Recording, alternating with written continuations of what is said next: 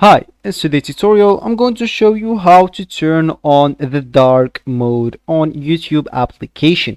So first of all, of course, you'd like to go and open your browser on your PC, desktop, laptop, or any other thing you could be possibly using. Of course, for this tutorial I'm using Brave. To follow this tutorial steps, all you need to do, just open your browser. Of course, it could be Google Chrome, Opera, Brave, maybe Microsoft Edge or other possibly working browsers. So after opening your browser, all you need to do, just go to a new tab.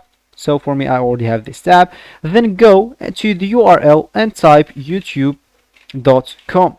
Then click at enter. Of course, if it's your first time entering YouTube, you'll not find this icon here, but if you already open YouTube, you will have you will have this icon at the left of youtube.com. So let's just hit the enter button, and as we said, we would like to turn on dark mode on YouTube. So as you can see here, for me, I already have it on dark mode because I actually using dark mode for the whole browser. But of course, for you, all you need to do, if you want to turn the dark mode on, go here to your icon at the top right corner, then click on that.